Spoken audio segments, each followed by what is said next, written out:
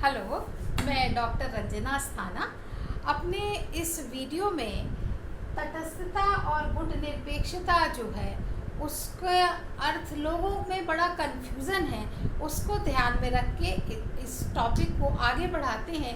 Last video में देखा था कि गुट निरपेक्षता क्या है, उसके सिद्धांत क्या हैं, वो उसका सम्मेलन कहाँ पर हुआ।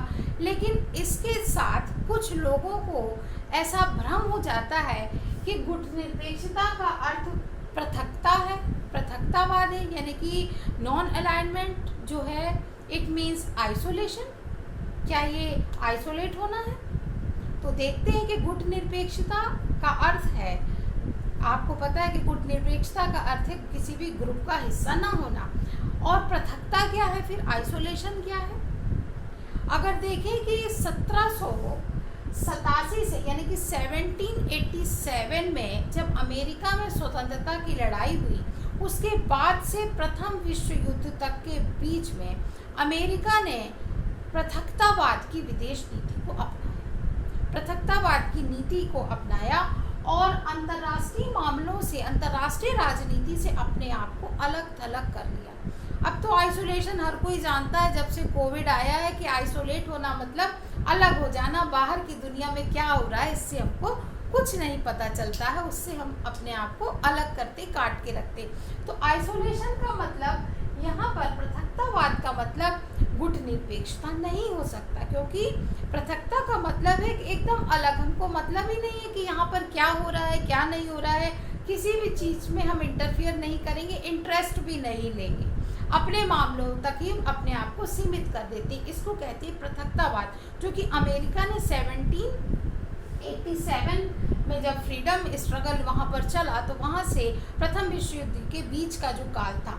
हाँ, यहाँ से भी देखो एक क्वेश्चन बन गया कि अमेरिका ने पृथकतावाद को कब से कब तक अपनाया या कब अपनाया, तो ये एक ड्यूरेशन देखो बनता है, तो ये भी आप ध्यान में रख सकते हो। जबकि गुट निरपेक्षता का अर्थ तो है कि ग्रुप का हिस्सा ना होना, लेकिन पृथकता नहीं कह सकते इसको, क्योंकि गुट निरपेक्ष जो देश थे उन्होंने शांति को बनाए रखने के लिए कई बार, जिसमें भारत भी शामिल है, मध्यस्थता की है, मध्यस्थ की भूमिका निभाई। तो अगर हम मध्यस्थ हो सकते हैं तो पृथक तो हो ही नहीं सकते, आइसोलेट तो हो ही नहीं सकते।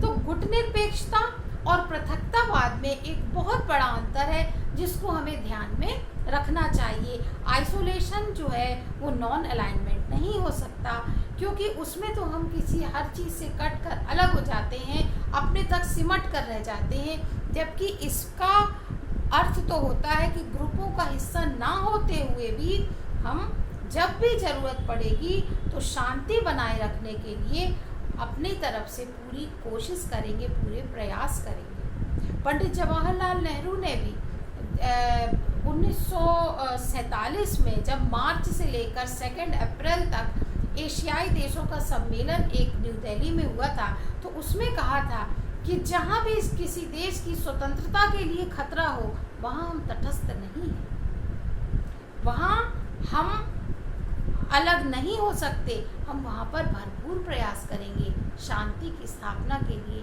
जहाँ आक्रमणकारी ताकतें होंगी, वहाँ भी हम अपने आप को लोगों से अलग नहीं कर सकते, उससे हम अछूते नहीं रह सकते। हम उसमें जाकर जो भी हमारा रोल होगा उसको हम शांति बनाए रखने के लिए प्ले करेंगे। ठीक है, तो आपने देखा कि गुट निरपेक्षता और पृथकता में क्या अंतर है। अब देखते हैं कि तटस्थता और गुट निरपेक्षता क्या है। तटस्थता और गुट निरपेक्षता क्या है? तटस्थता का मतलब होता है कि किसी भी मामले में हम किसी को अच्छा या किसी को बुरा, न्यूट्रलिटी, न्यूट्रल रहेंगे, किसी को अच्छा या बुरा हम में डिफाइन उनकी नीतियों को, उनकी एक्टिविटीज़ को नहीं करेंगे। अगर किसी ग्रुप का हिस्सा बन जाते हैं तो ना चाहते हुए भी उनके सही या गलत हर मामले को हमें अच्छा ही कहना पड़ेगा। तो ये तो गुट निरपेक्षता नहीं हुई।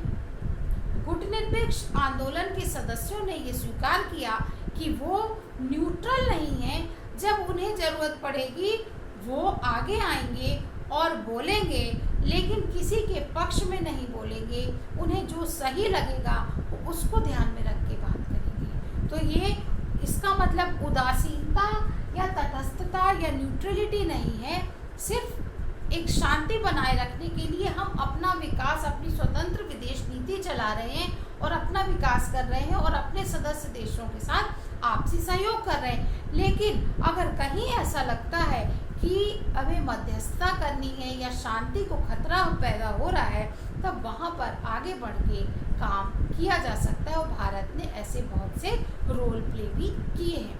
तो ये है तटस्थता, पृथकतावाद और गुट निरपेक्षता में अंतर बहुत कई बार बच्चे बहुत कंफ्यूज हो जाते हैं। तो स्टूडेंट्स इन बात को ध्यान रखिएगा, क्योंकि असर्सन वाले जो क्वेश्चंस आते हैं वो इसी टाइप से आते हैं और उन क्वेश्चंस में आप कहीं पर फंस सकते हो। इसलिए उनको बड़े केयरफुली पढ़िए और कॉन्सेप्ट को बहुत अच्छे से समझिए, उसके बाद आप क्वेश्चन सॉल्व करेंगे तो आपको वहाँ एग्ज़ाम में कन्फ्यूज़न नहीं होगा। उम्मीद करते हैं आपको ये कॉन्सेप्ट क्लियर होगा।